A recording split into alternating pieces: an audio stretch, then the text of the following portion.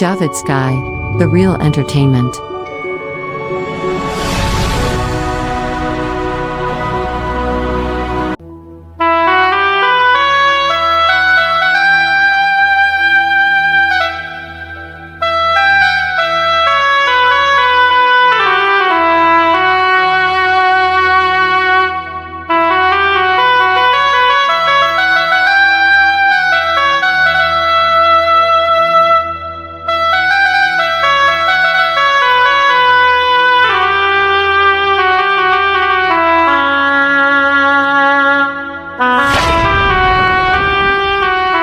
আচ্ছা, তোমার কি কোনো কিছু হয়েছে?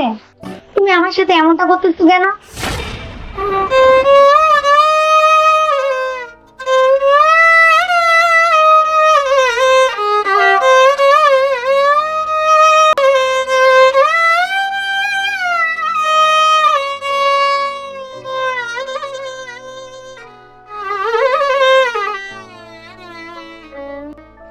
বন্ধু মুরাদ, এই বিষয়টা নিয়ে দুঃখ করিস না। কাজে তুই তো জানোস, আমি সবকিছু খুলে বললাম। আমরা সম্পর্ক করে বিয়ে করছিলাম প্রায় 5 বছর, এগুলো বাচ্চা কাচ্চা হয় না। ফ্যামিলিতেও প্রেশার দিতেছে কিন্তু বাচ্চার জন্য। আর যদি বাচ্চা না হয় আমার সংসারের প্রদীপ জ্বালাবি কে? আমি কয়দিন বাঁচবো? আমার তো একটা বাচ্চার দরকার আমার সংসার দেখাশোনা করার জন্য। তো আমি চিন্তা ভাবনা করছি তাদের আমি তো বিয়ে করবো।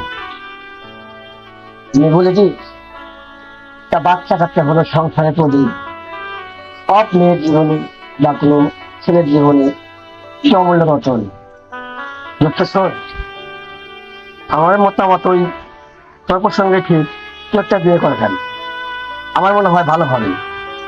তুই যখন বললি তাদের, আমি আরেকটু ভেবে দেখছি, আমাকে বিয়ে করতেই হবে। আমি এভাবে সংসার চলবে না আমার। হ্যাঁ, আমার তাই মনে হয়। বন্ধু কাদের, চল তাহলে এখন উঠি। চল এখন চলে যাই। আচ্ছা ঠিক আছে, চল চল।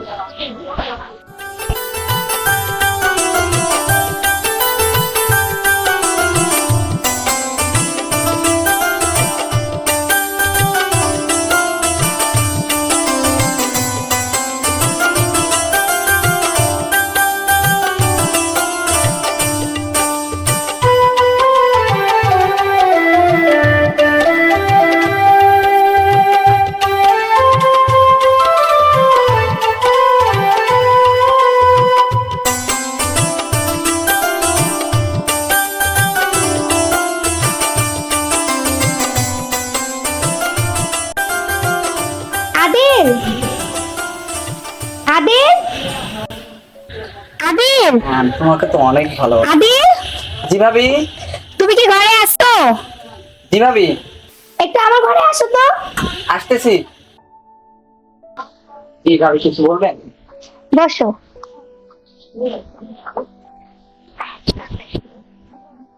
কি ব্যাপার, মন খারাপ নাকি?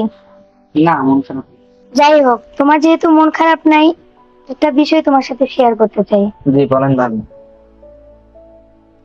তোমার ভাই ইদানিং মনটা খারাপ। আমার মনে হয় ও বিয়ে করার সিদ্ধান্ত নিয়েছে। আর এই সাজানো গুছানো সংসারটা ছেড়ে আমিও কোথাও যেতে চাই না।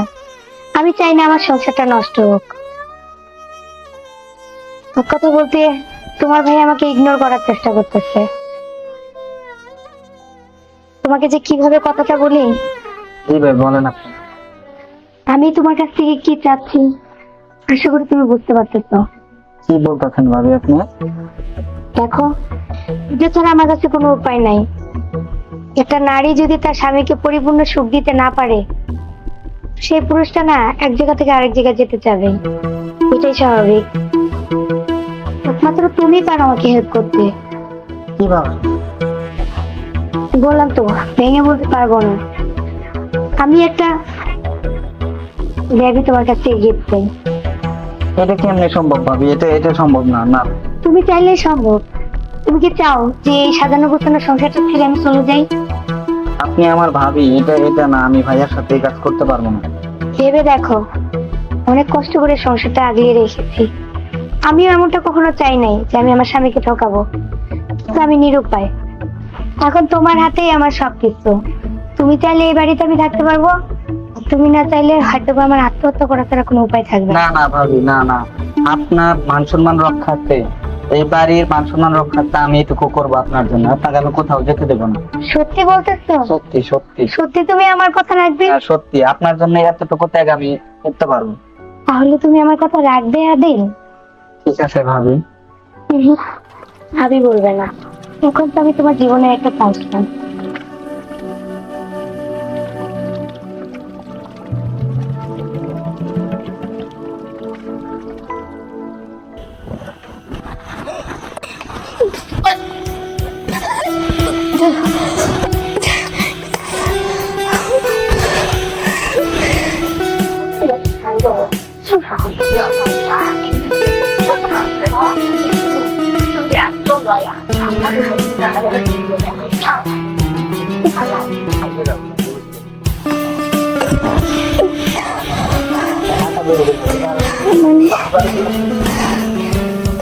আমি প্রেগনেন্ট। খুশির খবরটা তোমাকে দেওয়া দরকার।